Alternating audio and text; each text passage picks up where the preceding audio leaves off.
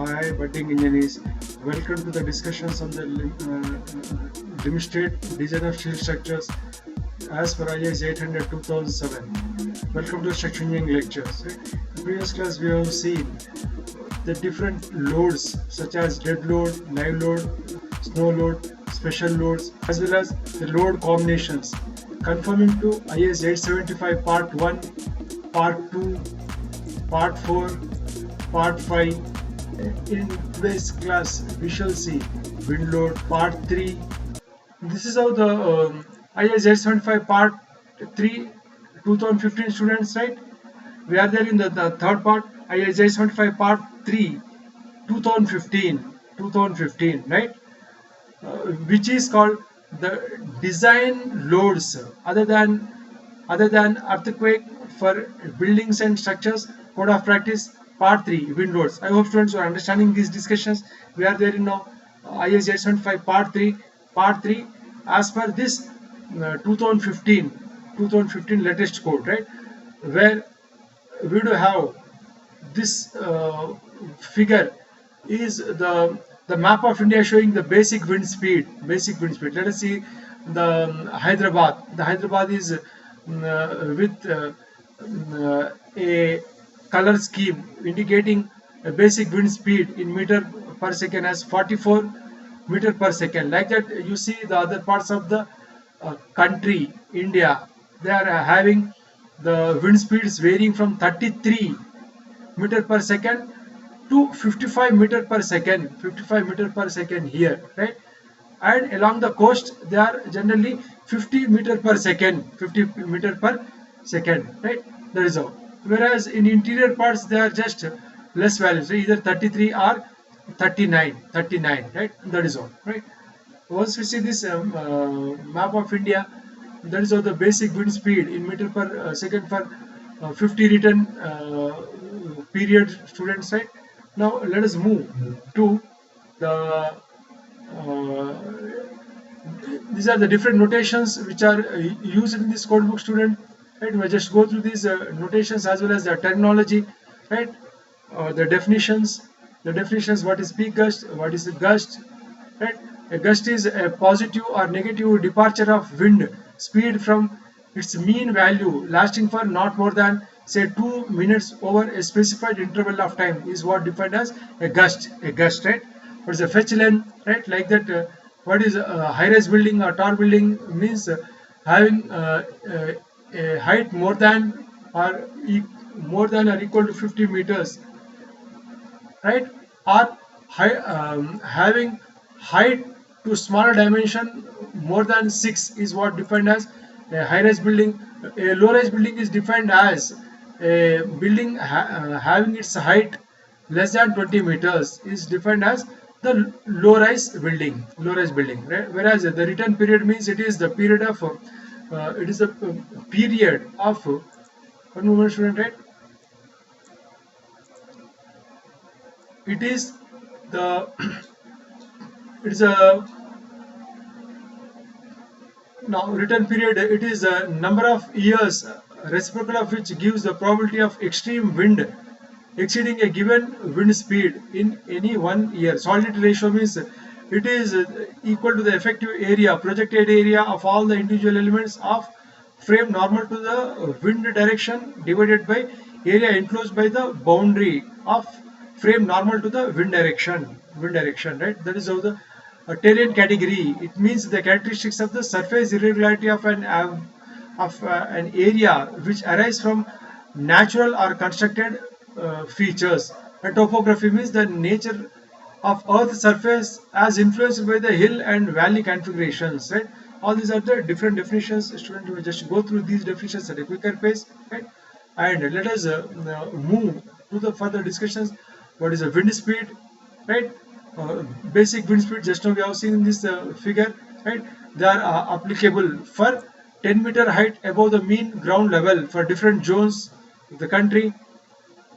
And these basic wind speed is based on the peak gust velocity averaged over a short time interval of 3 seconds and corresponds to mean heights above ground level in an open terrain category 2, we'll see what is that category 2 definition, student, right? And have been worked out for a 50-year return period. And for important cities, these basic wind speeds are given in Annex A, that we'll see at the end, right? Now, that is how once we see that, let's move back to the design wind speed notated by VZ. VZ at any height Z depends upon depends upon these, right? The risk level, the terrain roughness and height of structure, local topography, and importance factor for cyclonic region, right? However, this VZ can be written mathematically as VB multiplied by K1, K2, K3, K4, where VZ is the design wind speed at height Z in meter per second, and K1 is a probability factor, a risk coefficient, and K2 is a terrain roughness or height factor, and K3 is a topography factor, and K4 is importance factor for cyclonic regions, right? And let's see the first one, the risk coefficient K1, right, is given in table 1, for return period of 50 years, right? Next one is we'll see the table 1, right? Next one is a terrain height factor K2. Terrain is now divided into these categories. Category 1, the exposed or open terrain with few or no obstructions is what called category 1. In which now one moment, right? In which the height of any object surrounding the structure is less than 1.5 meter. The equivalent aerodynamic roughness height for this terrain is 0.002 meter. Typically, this category represents open sea course or flat plain without trees, right? That is how the category 1. Whereas a category 2 means open terrain with well scattered obstructions having heights generally in between 1.5 to 10 meters. The equivalent aerodynamic roughness height of this terrain is 0.02 meter. That is how the category 2. Now let us move to category 3, students, right? Like this, right? Category 3. However, the examples of this category 2 are airfields, open parklands, and undeveloped, sparsely built or outskirts of towns and suburbs areas, open land adjacent to sea coast. All these will be covered under the category 2. The category 3 means the terrain with numerous closely spaced obstructions having size of the buildings where up to 10 meter height, with or without few isolated tall structures, right? However, the equivalent aerodynamic roughness height of this terrain is 0.2 meters. The examples of these are wooded areas and shrubs and towns and industrial areas, full or partially developed. However, the code says that it is likely that next higher category than this will not exist in most design situations, right? That is all. And however, let us see the next one is category 4. Overall, it exists. The category 4 is terrain with numerous large, high, closely spaced obstructions. The equivalent aerodynamic roughness height of this terrain is 2 meters. The example for this one is large city centers, generally with obstructions above 25 meters, are and well-developed industrial complexes. Right? That is how all the 4 terrain categories are defined. However, once we see this terrain category, students, right? Now the code. Now let us see this table 1. The risk coefficient for different classes of structures in different wind speed zones, right? There is a K1 factor for basic wind speed meter per second for different wind speeds 33 to 55 meter per second. The class of structure, all general buildings and structures, right? Let us say mean probable design life of structure in years. Let us say normal return period is equal to 50 years. Then for let us say Hyderabad 44, then I do have 1 meter per second. Whereas temporary sheds, which are generally having a mean probable design life of 5 years. Then if I take Hyderabad, then 0.73. Like that, the buildings or structures having low degree of hazards to the life and property in the event of the failure, in the event of failure, such as isolated towers or wooded areas, etc. Then having a mean probable design period of 25 years, then if I take 44 meter per second, then the coefficient K1 is equal to 0.91. Whereas for important structures such as hospitals, communication buildings, power plants, etc., then for 44 meter per second, I do have 1.07. Now you can see compared to that of the one previously, it is 7% extra. That is how, as we go to the important buildings, slowly the coefficient increases from 1 to either 1 to 1.08 highest. However, here the mean probable design life of the structure is increasing 50 to 100, right? That is how the discussions, right? Now, once I see that, let us see the student, right? We already seen the terrain categories. Therefore, this table 2 gives the factors to obtain design wind speed variation with height in different terrains, right? I do have the terrain and height multiplier are the coefficient K2, terrain category 1 to 4, 1 to 4. Here height 10 meter to 500 meters, right? Above ground level, right? That is how, if I have terrain category 2 for a height of 20 meters, then I do have a value of 1.07, right?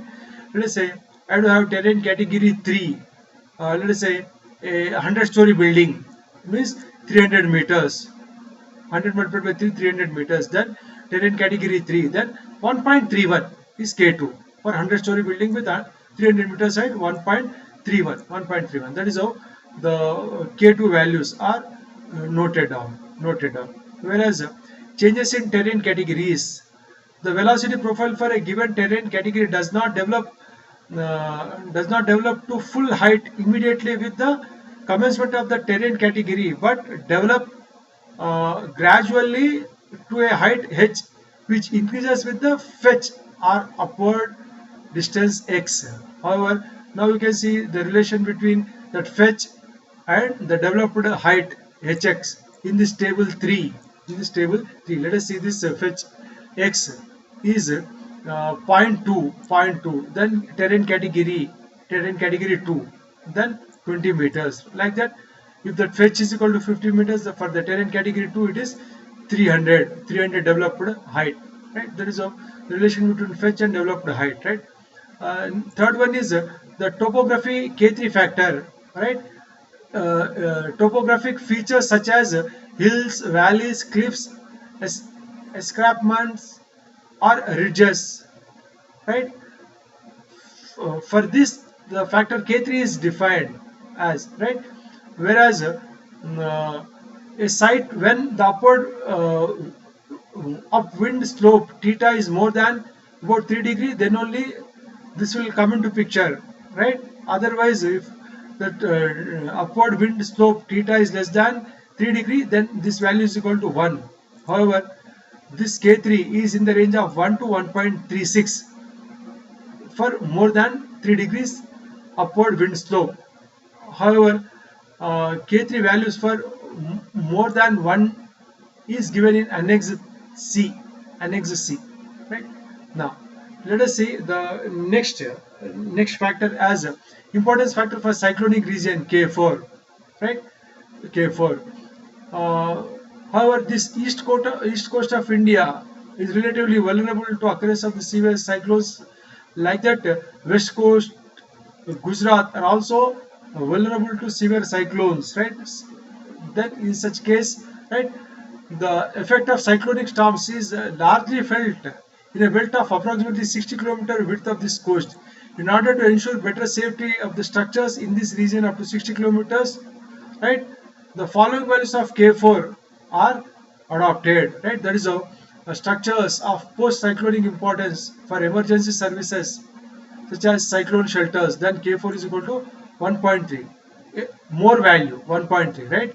Whereas hospitals, buildings and schools, communication buildings 1.3, right? Industrial structures 1.15.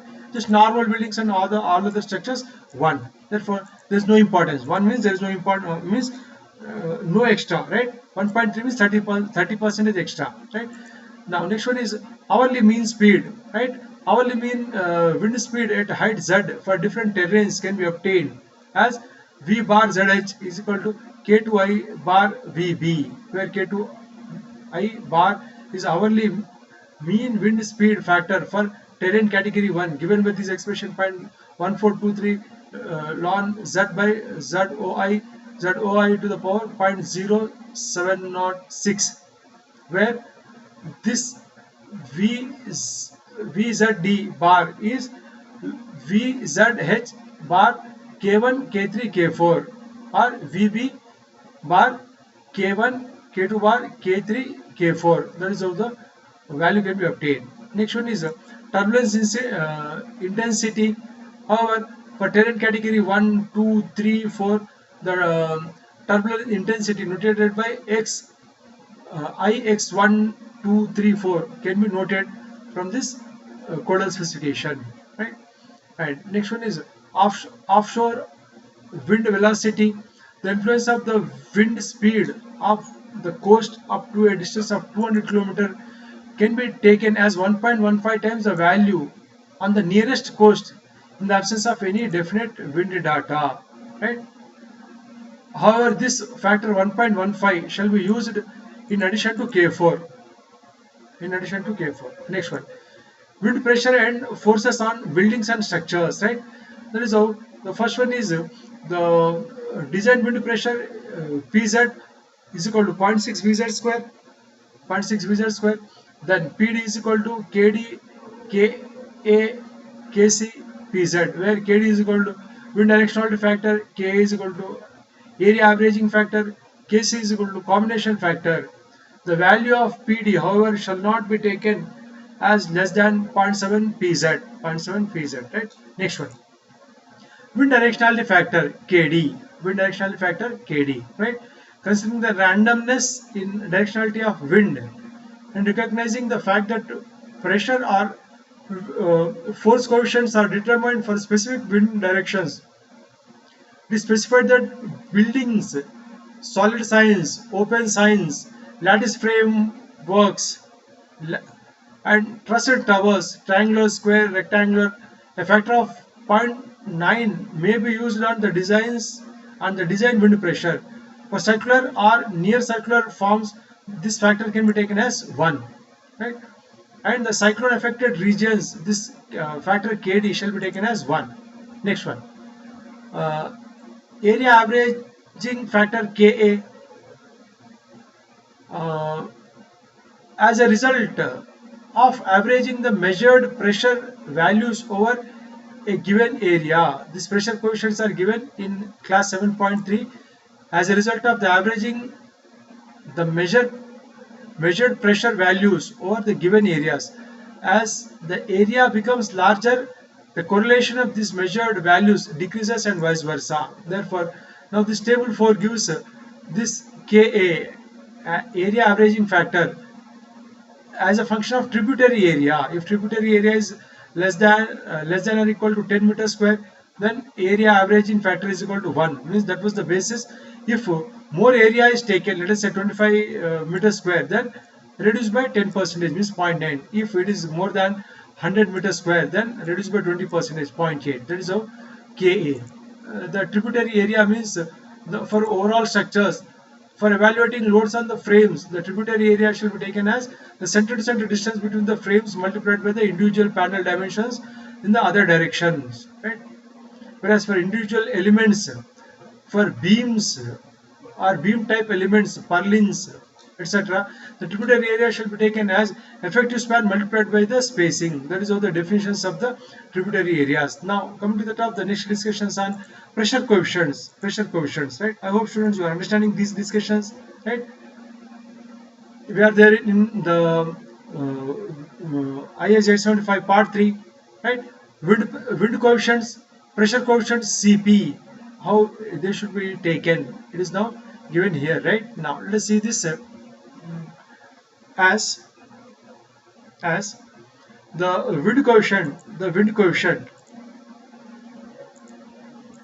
right, as like this,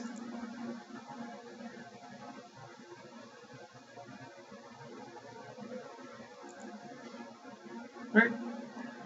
Wind load on individual members, wind load on individual members, right, as say the wind load on individual structural elements such as roofs and walls and individual cladding units and their fittings. It should be taken as F is equal to CPE minus CPI multiplied by A multiplied by PD, where CP is the external pressure coefficient and CPI is the internal pressure coefficient, and A is the surface area of the structural element or cladding unit, and PD is the design wind pressure. That is how the force shall be considered. Whereas the internal pressure coefficient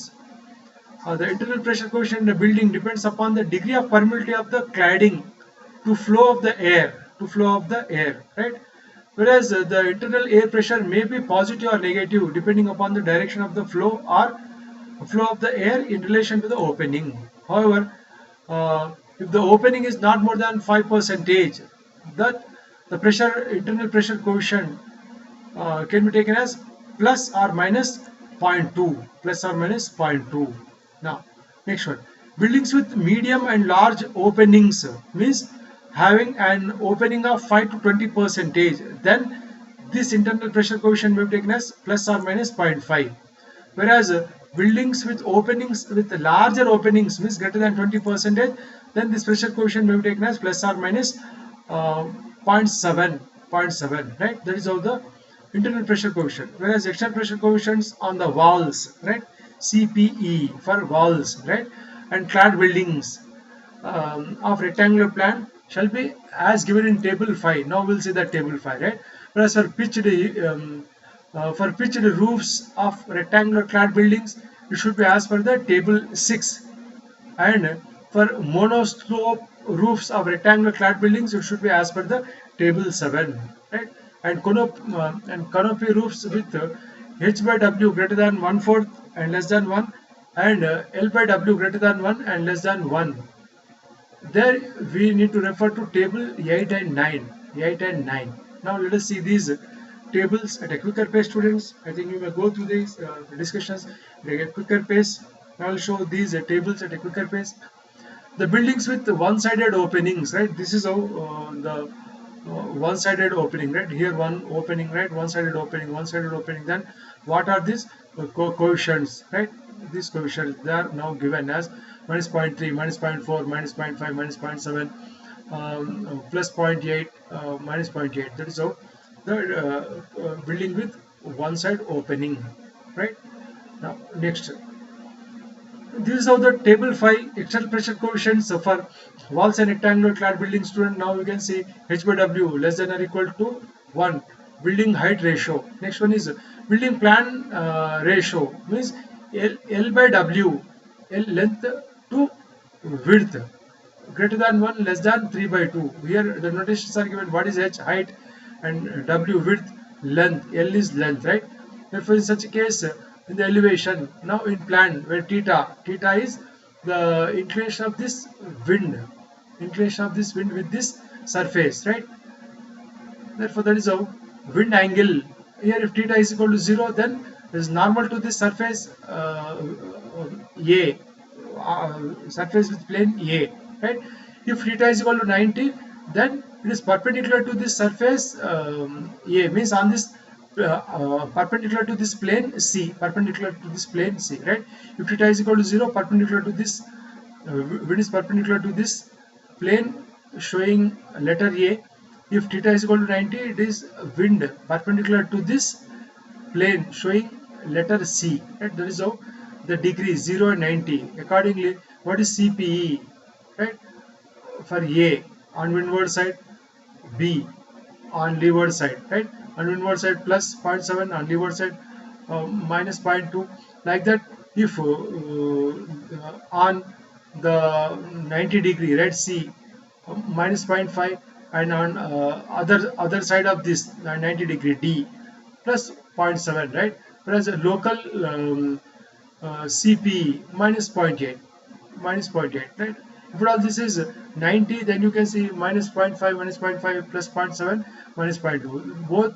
Both should be investigated. Like that, for different building plan heights, for different building height ratios, this table 5 gives the external pressure coefficients for walls of rectangular clad buildings, right? For walls of rectangular clad buildings up to h by w greater than or equal to 6, right? Now let us see next one. External pressure coefficient for pitched roofs of rectangular clad buildings, right? Now you can see pitched roofs, right? W, this height h, right? Therefore h by w is less than or equal to 1. Then the roof angle varying from 0 to 60 degree. Then wind angle theta, right? EF, right? And GH. Now let's see what is that EF means. EF means this is of the wind angle, right? E, F and GH, right? This EF is on the windward side and GH is on the leeward side if at all theta is equal to 0, right? If at all theta is equal to 0, right? That is all. Then as per this notation, right? EFGH, right? On EF on this windward side, right? GH means on the leeward side. GH means on the leeward side, right? Therefore, for different degrees, right, the external pressure coefficient for this pitched roof are given as like this, right? Minus 0.8, minus 0.9, minus 1.2, so on and so forth, right? On GH, minus 0.4, minus 0.4, so on and so forth, right?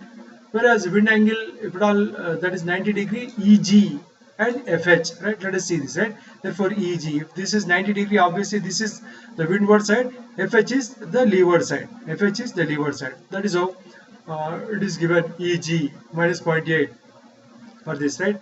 FH minus 0.4, and local coefficients, if any, they are now shown with this dashed lines, right? Like this, right? All these, right? All these are shown in dash, right? Local coefficients in that windward or leeward or theta 90 degree, etc., right? For different building height ratios, for different roof angles, for theta is equal to 0 and 90 degrees, right? Now let us move to the next table, table 7. External pressure coefficient CPE for monoslope roofs of rectangular clad buildings, h by w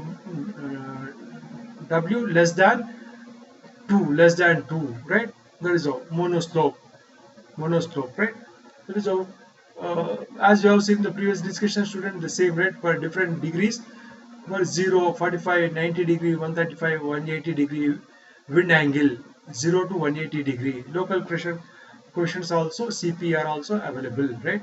Now that is how the table. Now let's move to the next discussion, students. I hope you are understanding these discussions, right? Table 10 and 15 may be used to get internal and external pressure coefficient for pitched for pitches and troughed free roofs. Now next one is pitched and sawtooth roofs, multispan buildings. Then you refer to table 16 and 17 for the pressure coefficients, average pressure coefficients. Next, pressure coefficients on overhangs from roofs, overhangs on roofs. Now the code says that 1.25 if overhang slopes downwards, 1 if overhanging slopes is horizontal, 0.75 if overhang slopes upwards, right? That is how for overhangs. Whereas for curved roofs, the external pressure coefficients shall be as given in table 18, and for cylindrical structures it should be as per the table 19, right? Now let us see those tables also. Next, for open-ended cylinders, CPI shall be taken as follows: minus 0.8 where h by d is more than or equal to 0.3, and minus 0.5 where h by d is less than 0.3. Next one is roofs and bottoms of cylindrical elevated structures, right? There you just refer to these pressure coefficients from table 20, right? And alternatively, the figure 3 can be used together with the force coefficients given in table 25 for cylindrical portion, right? Now next one is combined roofs. If at all we do have combined roofs, then you refer back to table 21 the pressure coefficients, and roofs with skylights, then you refer back to table 22, and grandstands, you refer back to table 23, and for the spheres, refer back to table 24, and for frames, the reduction factor of Kc shall be used as 0.9, right? But let's see these tables at a quicker pace, students. Right, this is the table 8 pressure coefficient for monoslope free roofs. Monoslope free roofs. Which table should be used for what? Just now we have seen in the discussions, right? That is how table 8 pressure coefficients for monoslope free roofs. Monoslope free roofs, right? The pressure coefficients for different solidity ratios, right? Phi is equal to 0, phi is equal to 1, 100%, right? For different angles, right? Phi is equal to 0, phi is equal to 1, so on and so forth, right? The next one is table and pressure coefficients for freestanding double sloped roofs. Freestanding double sloped roofs, right? That is all, right? Either troughed or pitched. Either of the two is true, right? For different solidity ratios, pi is equal to 0 and pi is equal to 1 for all values of the solidity, right? For different roof angles, right? For different roof angles, right? Your local pressure coefficient is also given, right? Next one is table 10 pressure coefficient top and bottoms for pitched roofs. Roof slope alpha is equal to 30 degrees, right? That is how this table gives the pressure coefficients, right? Next one is table 11 pressure coefficient top and bottoms for pitched roofs. Alpha is equal to 30 degree with effects of train or stored material, right? That is how this figure gives those pressure coefficients, right? And next table 12 is pressure coefficient top and bottom for pitched roofs with alpha is equal to 10 degrees. This alpha is now 10 degrees, and with h is equal to 0.5 d, where d is the dimension of this building, right? Then that is how the pressure coefficients are given for this, right? And table 13 pressure coefficients for pitched roof free slopes with alpha is equal to 10 degrees with effects of train and stored materials, right? Previously, without that effect, table 12, table 13 is with the effect of the train and stored materials, right? There is the difference. There is no effect of the train or stored material in this figure, right? Whereas in this table 12, it is there, right? You see the pressure coefficients, right? Cp, and table 14, pressure coefficient for troughed free roofs with alpha is equal to 10 degrees, right? This is how. Whereas the same alpha is equal to 10 with effect of train or stored material for the same. Table 14 and 15 are now over. Whereas table 16, external pressure coefficient for pitched roofs of multi-span buildings like this, right? Many spans will be there, right? 1, 2, 3, 4, 5, 6 spans are there, right? Like this, right? For multi-span, all spans equal with h less than w prime, right? Whereas h less than w prime is the spacing of these roofs, right? Whereas height is less than this w prime. In such a case, the pressure coefficient like this, right? In elevation, as well as in plan, right? That is how in elevation, this is the highest point, right? Or ridge point, right? Where both the slopes are meeting, right? This is a trough point, right? Where both slopes are meeting, right? There is a the pressure coefficients are given for this multi-span, right? Like that, external pressure coefficients for saw-tooth roof with multi-span with h less than w prime, right? Sawtooth. Previously, it was not sawtooth. Now this is how sawtooth, right? Right? Now, generally these are applicable for north light sheds or workshops. Therefore, that is how the pressure coefficients are given to students, right? Next one is table 18. External pressure coefficient CPE for curved roofs like this, for curved roofs, right? What is that? Pressure coefficients are given for HYL, C, C1, C2, right? You please see. Next, table 19. External pressure coefficients around cylindrical structures, right? That is how you just go through this, right? This and this figure 3, external pressure coefficient on the upper roof surface are cylindrical structures standing on the ground, right? The next one, table 20, external pressure coefficient for roofs and bottoms of cylindrical structures, right? From you have cylindrical structures, then there is how these shall be considered, right? Next, table 21, external pressure coefficient for combined roofs. For combined roof, now you can see this roof is combined with another roof, maybe that office room or maybe a corridor for this main workshop building, right? Therefore, these are what called combined roofs, right? Then what are the external pressure coefficient for such this one? These are now defined here, right? Now, the external pressure coefficients for roofs with skylight. Here you can see that the skylight, not or just top skylight, right? Therefore, for such buildings, or even you can the skylight may be like this, right?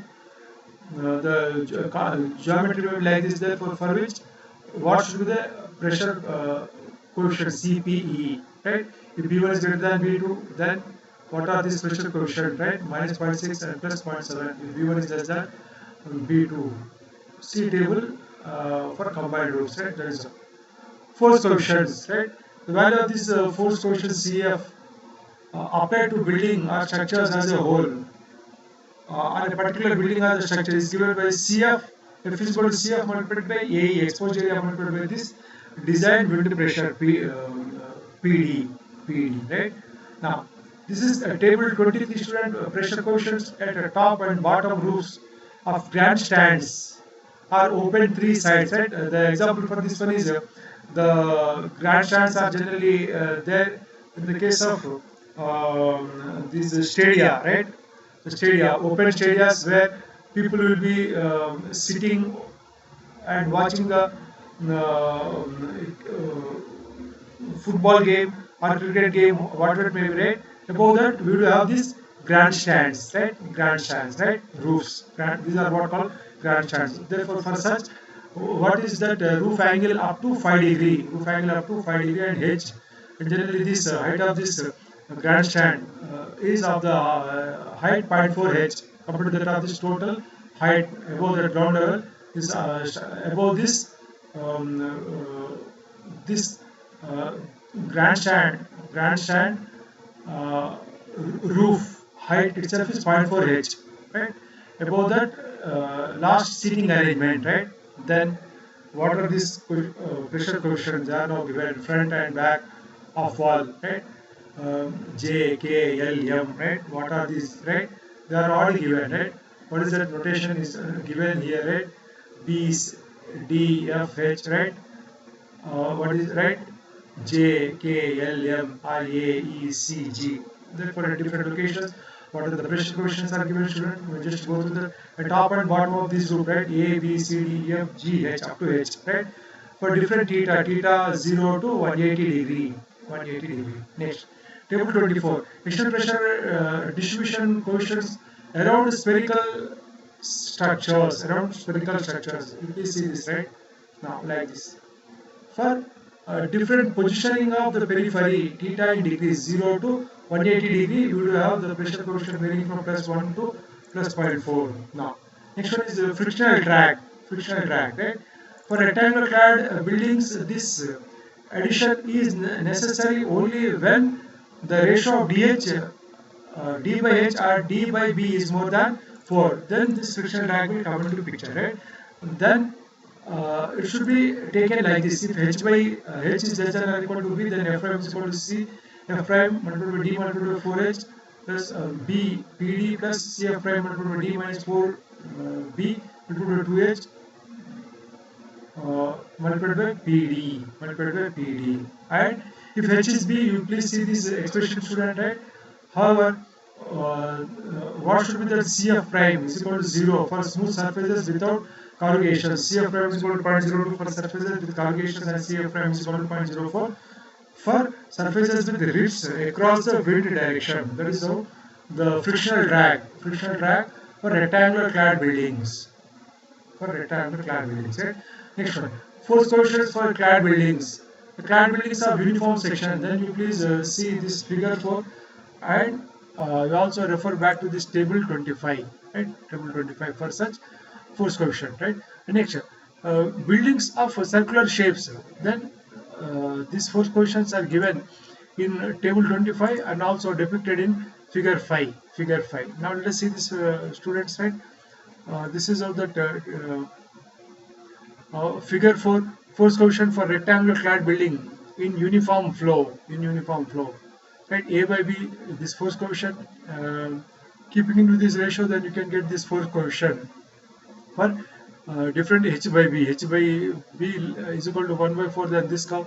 H by B is equal to half than this curve accordingly, right? Therefore, that is how we can calculate the force coefficient for this rectangular clad buildings in uniform flow, right? Next one is table 25, force coefficient CF for clad buildings of uniform section acting in the direction of the wind, right? There is a plan shape, circular, or the ellipse shape, or ellipse B by D is equal to 2, or B by D is equal to half, or almost square with R by V is equal to 1 by 3, right? Or 1 by 6, so on and so forth. The force coefficients are available, right? Are available. Continue. Table or triangular shapes or diamond shape, right?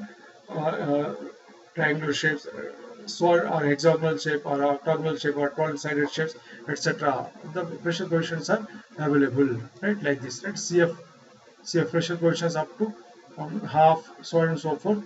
These are available, right? Now next one. Next one is freestanding walls and hoardings. Then you refer to table 26, right? However, to allow for oblique winds varying linearly from a maximum of 1.7 cf at windward edge to 0.4 cf at the leeward edge should be taken into account. Right? Now next one is solid circular shapes mounted on a surface. Then you refer for the force coefficient table 27, and force coefficients for unclad buildings, right? Within that, would have individual members. The force coefficients are now given in table 29, which refers to members of infinite length. For members of finite length, the coefficient should be multiplied by a factor k that depends on the ratio L by B, where L is the length of that member and B is the width of that across the direction of the wind. However, table 28 gives the required values of the k for individual buildings, for unclad buildings, within that individual members, right? Now let us see this figure 5, variation of this CF by 1 plus 2 epsilon divided by T for with R naught greater than 3 into 10 to the power 4 for circular sections, right? Therefore this is that figure 5. Now let us see this table 26, force coefficients for low wall or hoardings with less than 15-meter height, right? Therefore that is how the force drag coefficient CF is given, students, right? Now, whereas for flat-sided members, it should be in conformity with the table 29. That is how the table 27, force coefficient for solid shape mounted on surface, right? That is how for different side elevations, description of the shape, circular or hemispherical bowl, etc. CF is varying from 1.2 to the value 0.5 or 0.2 for spherical solid, etc. Right? Now next one is table 28, reduction factor K for individual members, right?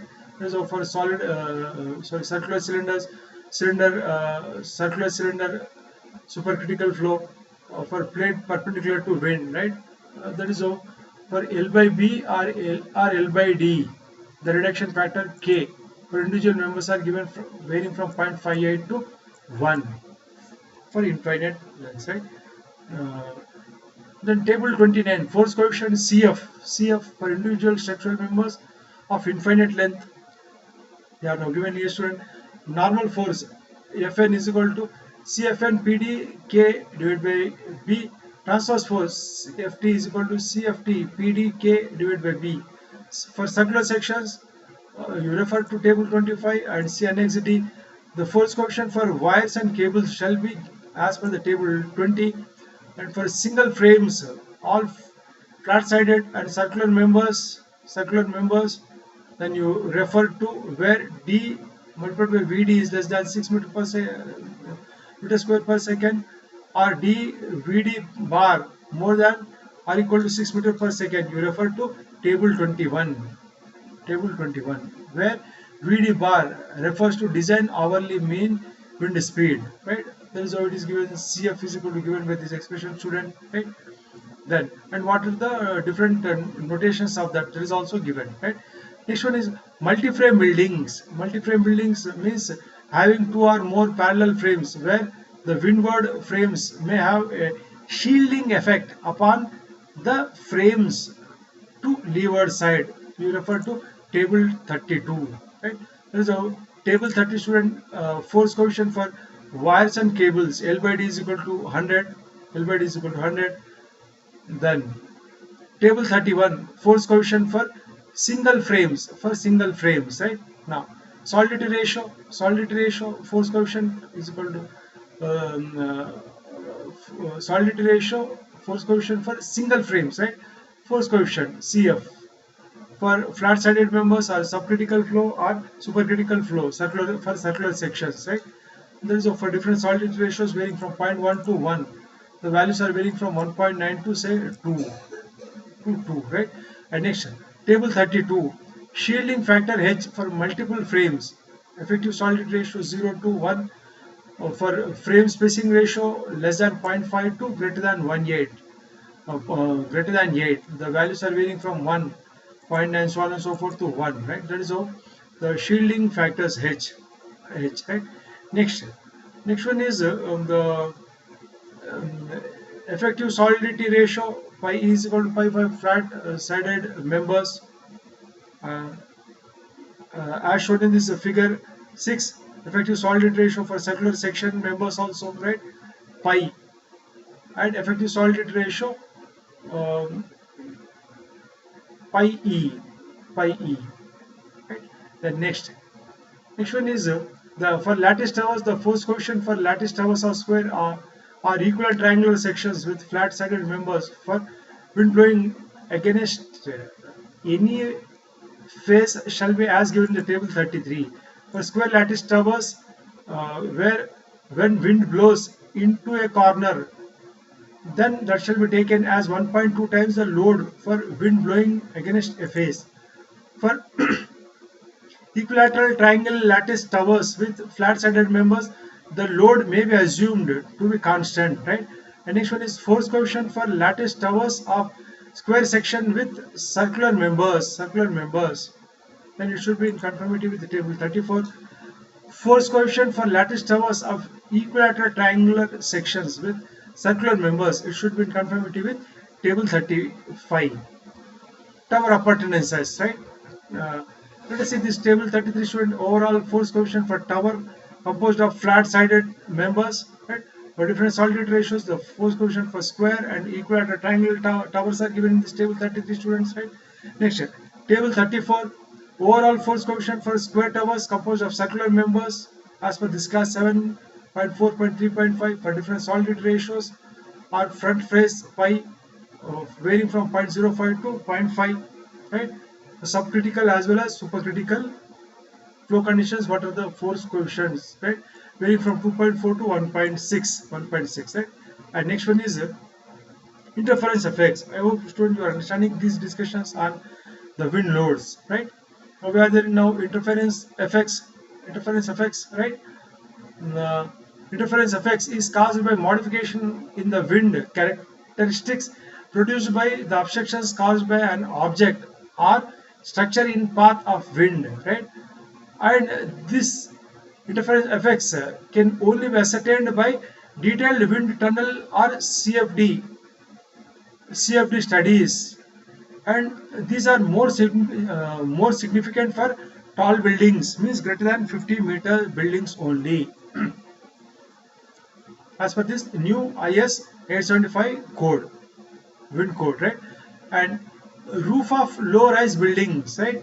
Roof of low-rise buildings, maximum increase in wind force on the roof due to interference from similar buildings. In case of closely spaced low-rise buildings with flat roofs, may be up to 25% for center to center distance between the buildings of 5 times dimensions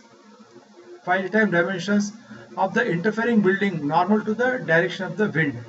You see this figure 7.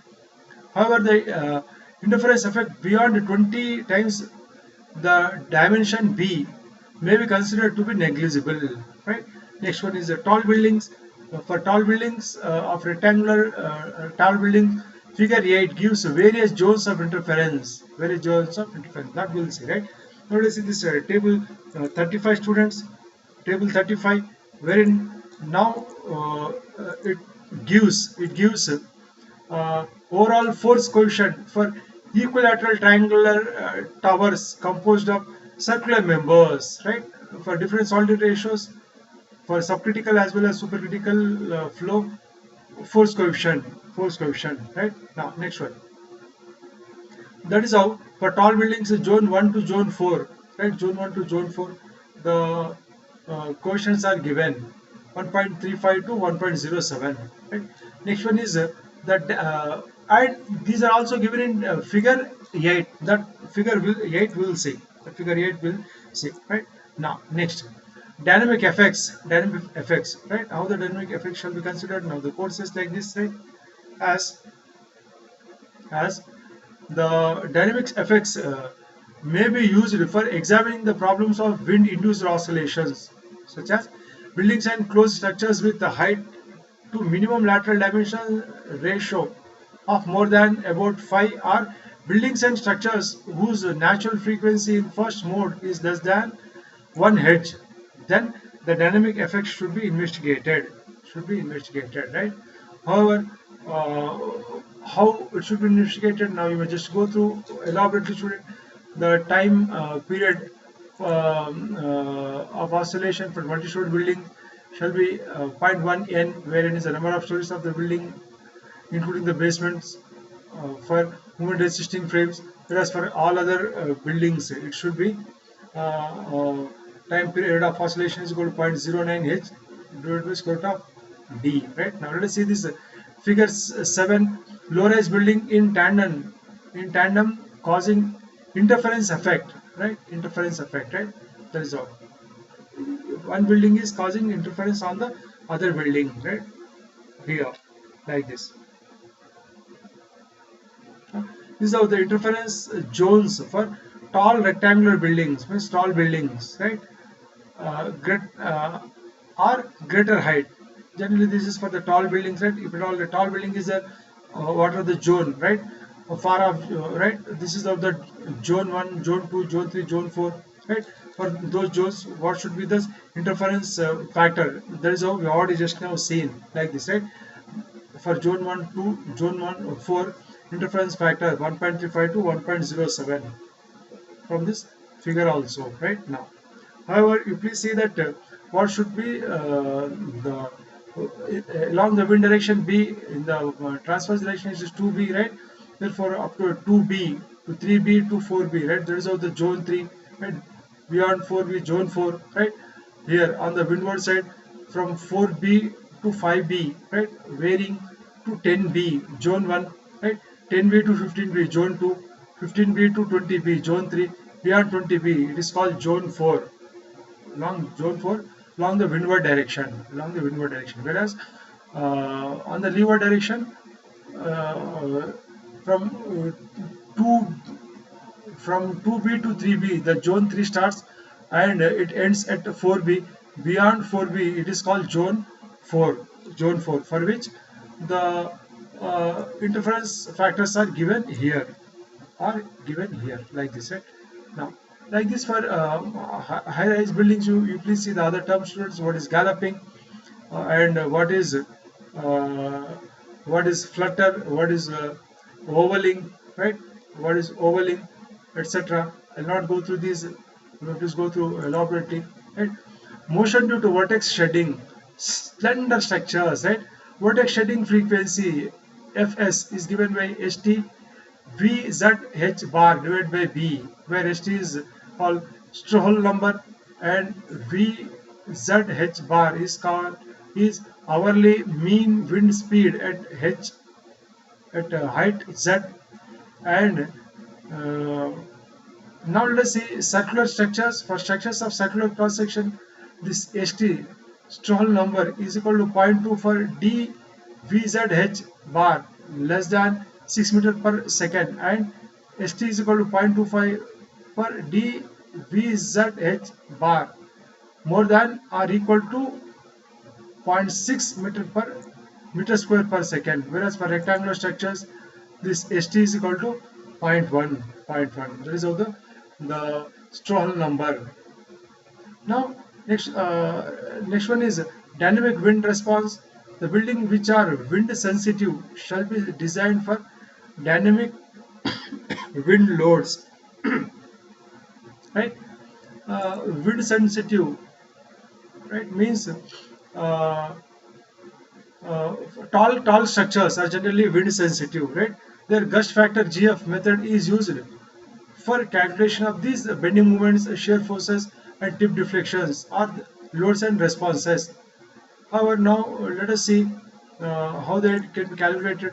Along along wind response, right? The gust factor GF. You please see figure 9, figure 9, and now we do have the base bending moment Mn is equal to summation of Fz multiplied by Z, where Fz is the wind force, Cfz multiplied by Az multiplied by Pd multiplied by G, where G is the gust factor, right? Where G is the gust factor, right?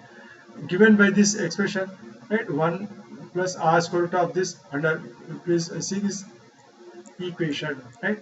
Given by this equation, student, right? Where all the different terminologies are defined and background factor is now defined using this equation, right? The effective turbulence length is given by this equation, right? And factor to account the second order turbulence is given by this, right? That is pi, right? Now notations for the height. What are the notations for the height are now given here as applicable for this, right? And that is how the different notations are defined here. And next one is the peak acceleration along wind direction is now given by this equation x double dot cap 2 pi fa whole square x bar ggr square root of ac divided by beta, right? And across wind response, the across wind design peak base bending moment MC for enclosed buildings and towers shall be determined using this equation. Now you can just see this equation MC given by this equation 0.5 G1 dash dash, right? Where peak factor GH is defined like this and other terms are defined. Just go through this, student. I'm not reading this each and every formula, right? A peak acceleration in across wind direction, right? That y double dot cap is given by this equation and the different notations of that equation, right? Now next, this one is showing this figure 10 is showing the values of the cross wind force spectrum coefficient for square section buildings as ratio VHD bar by FCB with that of the crosswind force spectrum coefficient CFS, right? If you know this for different H to B to D ratios, of 6:1:1 to 3:1:1, right? What is B, D and H are notated in this figure, right? Like that. Now let us see this figure 11. Values of the Craftsman for spectrum coefficient for 2:1 and 1:2 rectangular section buildings are also given. Now next one. Now Annex 8. I hope students you understood the discussion. This is how Annex 8 gives the basic wind speed at a 10-meter height for some important cities and towns. Let us see Hyderabad, 44 meters per second, right? Like that. Next one is Annex B, gives the changes in terrain categories, right? Low to high terrain category and their discussions. We just go through this elaborately. And next one is this Annex C, deals with the effect of a cliff or escarpment on equivalent height above ground, K3 factor, right? This is how, right? K3 factor, right? I will just go through these discussions for further. I'll leave this for further discussions on your own. You please study on your own. Annex D, wind force on circular sections, right? There is a this is a subcritical flow and this is what supercritical flow, student, right? Then the next one, Annex E, which consists of the committee composition. I hope student you understood the discussions what we had in today's class. If you like these discussions on the different loads, and the load such as dead load, live load, wind, snow, wind load discussions what we had in today's class in confirmation with IS 875 part 1, part 2, part 3, right? In today's class we had these discussions. In the next class we shall have the discussions further on IS 1893 part 1 2016 for earthquake loads, for general provisions and buildings, right? If you like these discussions, just try to click like, share and subscribe to our YouTube channel, students, right? We'll meet in the next discussion. Till then, bye bye students.